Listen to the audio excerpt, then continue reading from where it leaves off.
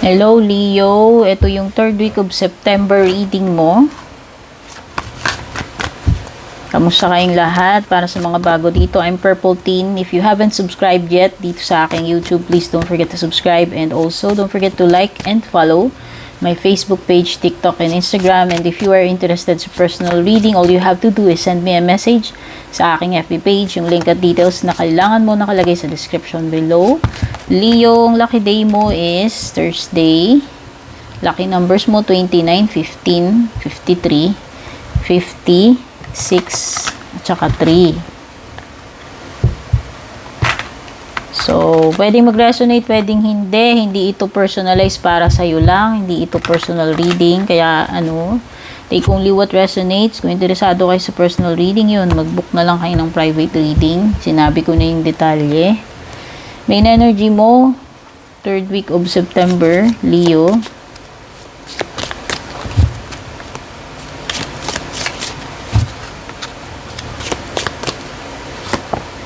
Wedge. Someone is trying to come between you and your friend or something. So, parang merong sumisingit, umiepal, humaharang. Ito yung main energy. Itong third week of September mo. So, hindi natin alam kung ano yung mga pwedeng sagabal, namamagitan, humaharang, no? May blockage eh.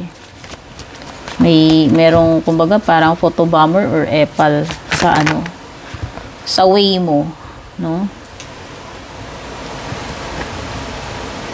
May kontrabida, sabihin na natin, or merong a pebble on your shoe. No, may sagabal, may namamagitan, may sumisingit or umaapela, no?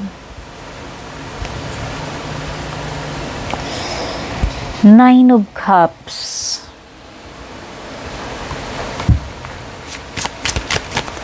Wow, so mukhang magiging very happy and contented ka naman, no? Pagdating dito sa third week of September. Yun naman yung sinasabi dyan. No? Parang mafu-fulfill ko ano man itong desire ng puso mo, yun yung nafe-feel ko dyan eh, no? Nine of Cups. So, magiging very happy and contented ka naman daw. Hierophant. So, pwedeng merong Taurus energy. Meron ding Scorpio. Tsaka may makakadil ka rin na Pisces and Libra. So, maraming signs yan. Pisces, Taurus, Scorpio, and Libra. Wow, pwedeng magkaroon ka ng reconnection with your past. It could be a friend or someone from your past, kahit hindi romantic. O possible na magkaroon kayo uli ng communication or ma-encounter nyo isa't isa. Ayan o. Pwedeng Scorpio. Okay? Pwedeng Scorpio person yan. At mukhang kailangan mo ng advice itong third week of September. You will seek advice. Pwedeng from a wise person kahit hindi ka mag-anak. Pwedeng professional advice. Pwedeng friend. Someone na mapagtatanungan mo. No? Parang kailangan mong ng guidance kung may mga bagay na naguguluhan ka or hindi mo alam yung gagawin mo. Kumbaga, an advice would be useful para sa iyo, Leo. Ayan. Kumbaga, parang trusted mo na tong person na to na tuwing nalilito ka, naguguluhan ka sa kalagayan mo. Usually, siya yung nagbibigay ng magandang advice sa iyo. Mabuting advice, no?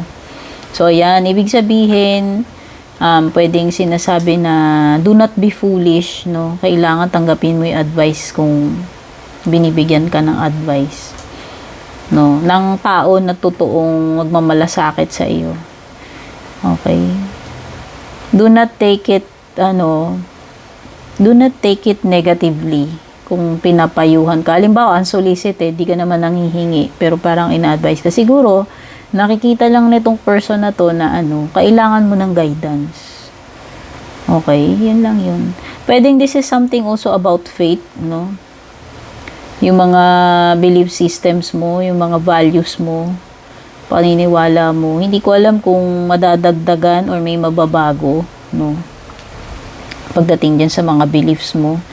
Meron ding Two of Swords, so may indecision, Leo. Pwedeng mahihirapan kang, gumawa ng decision itong 3rd week of September. May hesitation at saka confusion dyan eh. Pagdating sa love life mo, you have values, o diba? Yun yung sinasabi ko eh. Itong beliefs mo dito kay Hierophant. We have too many differences. So, pwedeng nagkakaroon kayo ng problema. No, nagkakaroon ng conflict sa inyo ni person mo. Hindi kayo nagkakasundo lately sa mga bagay-bagay. Hindi ko alam kung dati nyo ng issue sa isa't isa yan na madalas hindi kayo nag-agree sa isa't isa, no? Pwede kasing magkakaiba talaga yung kinalakihan ninyo, magkaiba talaga yung ugali ninyo, pwedeng hindi talaga kayo ganun ka-compatible, or iba yung religion, hindi ko alam eh. Basta may pwedeng magkaiba yung pananaw nyo sa mga bagay-bagay kaya nangyayari yan. Pagdating sa pera, kabuhayan mo, makakabayad na ng utang, whether ikaw man yan or may taong umutang sa'yo, o diba, good news, may magbabayad ng utang.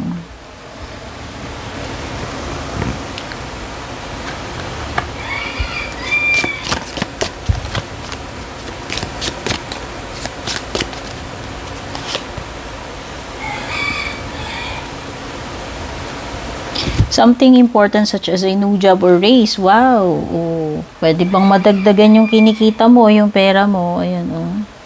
O yung iba sa inyo, baka aangat yung sweldo ninyo. O, diba, good news. Kaya siguro, kung ikaw tong may mga kautangan dito, dami mong mga loan o mga hinuhulugan, makiklear mo na yan eh, kung tataasan yung sweldo mo eh. Diba?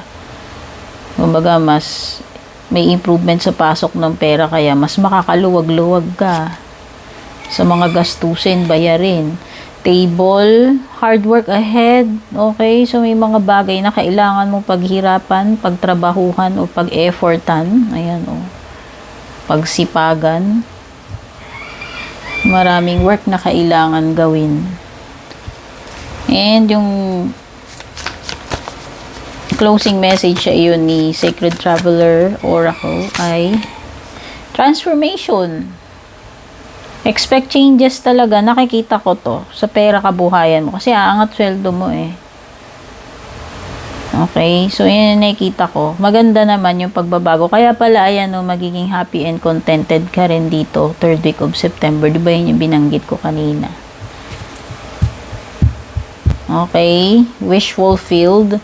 So, ayan, ito yung mga nakuha ko energies dito sa 3rd week of September reading mo. Leo, don't forget to like, share, subscribe, take care, and God bless.